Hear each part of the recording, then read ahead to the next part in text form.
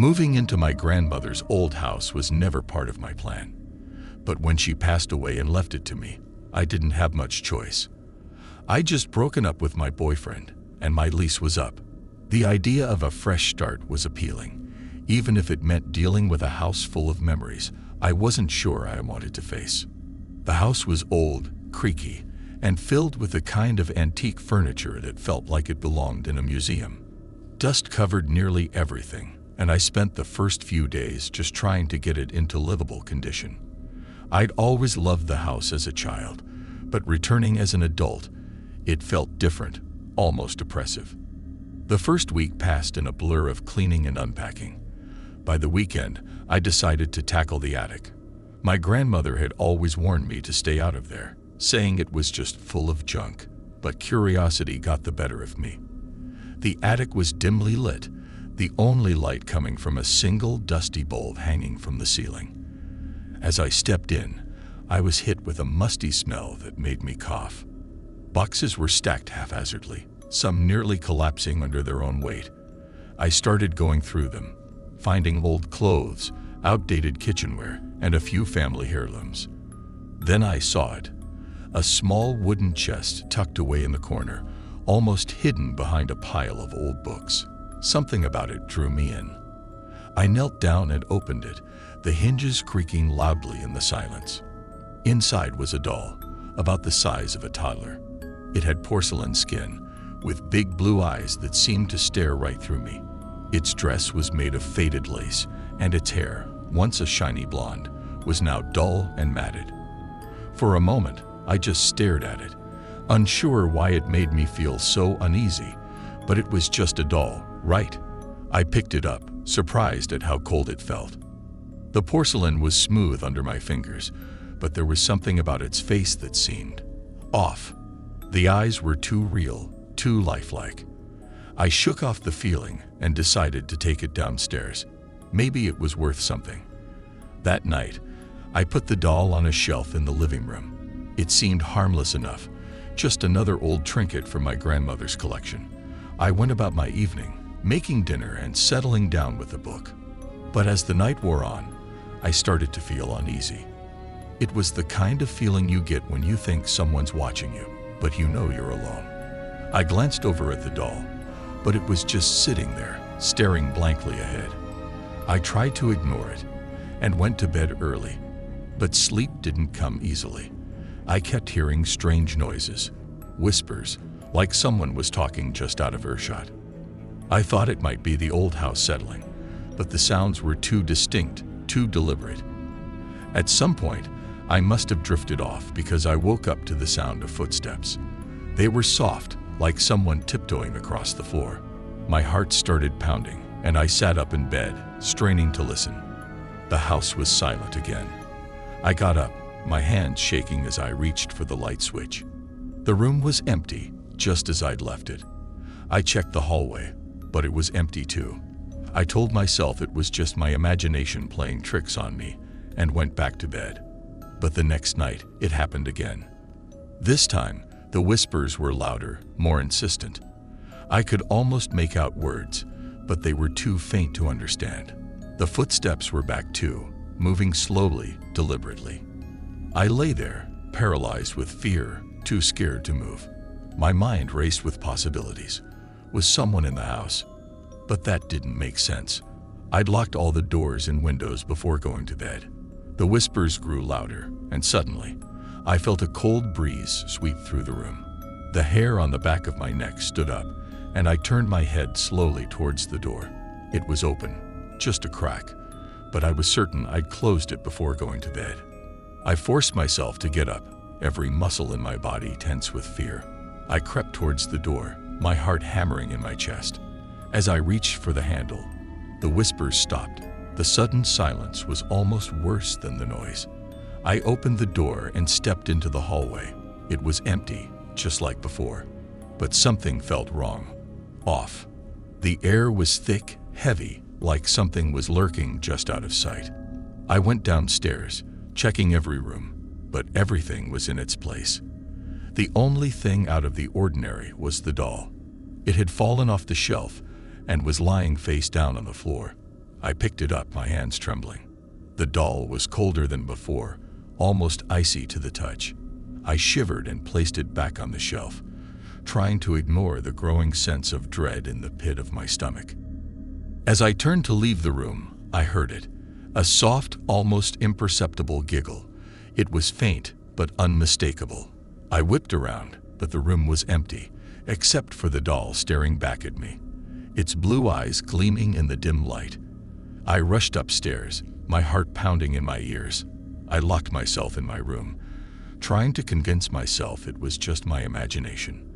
But deep down, I knew something was wrong, something I couldn't explain. The next day, I called a friend, asking if she could stay with me for a few days. I didn't tell her why, just that I was feeling uneasy in the house alone. She agreed, and I felt a little better knowing I wouldn't be alone that night. But even with her there, the whispers and footsteps continued. She heard them too, and we both tried to laugh it off, saying it was just the house settling. But the fear in her eyes told me she didn't believe that any more than I did. And the doll, it seemed to be moving. I would leave it in one spot, only to find it in another. At first, I thought my friend was playing a prank on me, but when I asked her, she swore she hadn't touched it.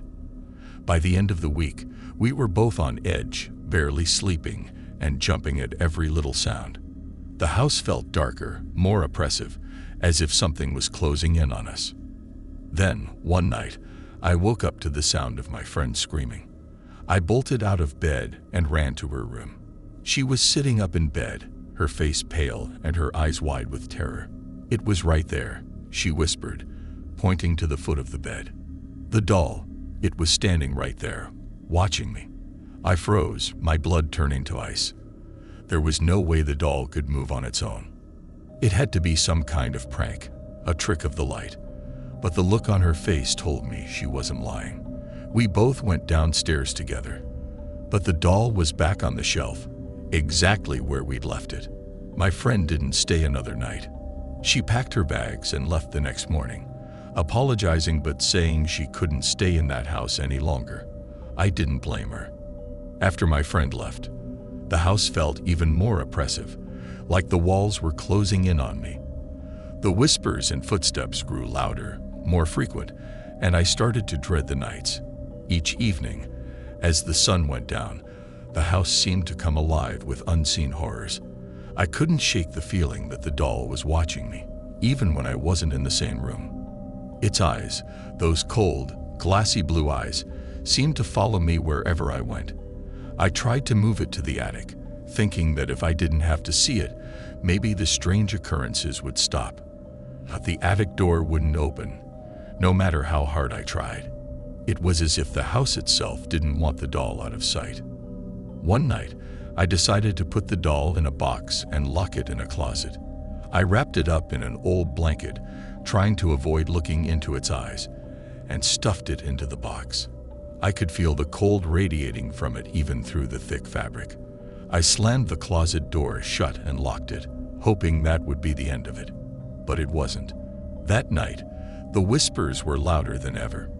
They weren't just in my head. They were in the room, all around me, coming from every direction. The words were still indistinct, but they were insistent, like they were trying to tell me something. I clamped my hands over my ears, trying to block them out, but it was no use. They seemed to seep into my mind, bypassing my ears entirely. And then the footsteps started again. Only this time, they weren't soft and cautious. They were heavy, deliberate, like someone was stomping down the hallway. My bedroom door creaked open, and I could feel a presence standing there, just out of sight. My heart raced, and I pulled the covers up to my chin, too terrified to move. Then I heard it, a scratching sound, like nails scraping against wood. It was coming from the closet. I lay there, paralyzed with fear, listening to the sound grow louder and more frantic. It was as if something was trying to claw its way out. I wanted to scream, but the sound caught in my throat.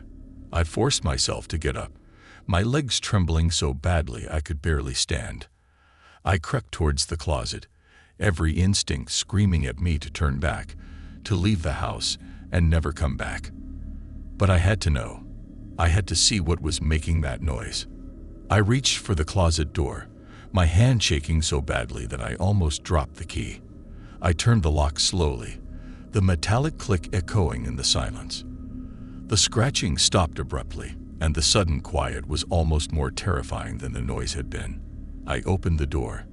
The box was still there, but the lid was open, the blanket spilling out onto the floor. The doll was gone. My mind raced. It had to be somewhere in the house, but the thought of searching for it filled me with dread. I backed out of the room, trying to keep calm, but every shadow seemed to hold some hidden terror. The whispers started again, louder and more urgent, filling my ears with their unintelligible murmur. I turned to leave the room and froze. The doll was there, standing in the doorway. It was upright, its tiny feet planted firmly on the floor. But its head was tilted at an unnatural angle, its glassy eyes staring directly at me. My breath caught in my throat, and I took a step back, my heart pounding so hard it felt like it might burst out of my chest. The doll didn't move, but the air around it seemed to pulse with a malevolent energy, like it was daring me to do something, anything. I didn't know what else to do, so I did the only thing I could think of. I grabbed the doll and ran. It felt even colder than before, the chill seeping through my skin and into my bones. I ran out of the house, not bothering to lock the door behind me. I needed to get rid of it, to put as much distance between me and that cursed doll as possible. I drove out to the edge of town, to a small wooded area where no one would find it. The night was dark, the only light coming from my car's headlights. I dug a hole, my hand shaking so badly that I could barely hold the shovel. The whispers had followed me, growing louder and more insistent, but I forced myself to keep going. I threw the doll into the hole and buried it as quickly as I could. The whispers turned into screams, angry and desperate, but I didn't stop. I piled the dirt on top of the doll, pressing it down with all my strength. Finally, it was done. The screams faded into silence, and I stood there, gasping for breath, covered in sweat despite the cold night air. I hoped that was the end of it, that the doll was gone for good. I drove home, feeling a sense of relief wash over me as I put more distance between myself and the buried doll. The house was still and quiet when I got back, and for the first time in days, I felt like I could breathe again. I took a long shower, trying to wash away the lingering fear, and finally crawled into bed, exhausted. But as I drifted off to sleep, I heard it again, the soft, unmistakable sound of footsteps coming down the hallway. My eyes flew open, and I stared at the door, my heart racing. The whispers started again, louder than ever, filling the room with their sinister murmur. I didn't want to believe it, but I knew. I knew that the doll was back. I lay there, too terrified to move, as the footsteps grew closer and closer. The door creaked open, and I felt the same oppressive presence standing there, watching me. I squeezed my eyes shut, praying that it was just a nightmare, that I would wake up and everything would be normal. But the footsteps didn't stop. They came right up to the bed, and I felt something cold and hard press against my arm. I opened my eyes, and there it was. The doll, sitting on the edge of my bed, its blue eyes staring into mine. Its head tilted to one side, and for the first time, I saw its lips move. It whispered one word, clear and cold. Mine. I never stayed in that house again. The next morning, I packed my things and left, abandoning everything except what I could fit in my car. I don't know what happened to that doll, and I don't want to know. All I know is that some things are better left alone. Some things are evil, and once they find you, they never let go.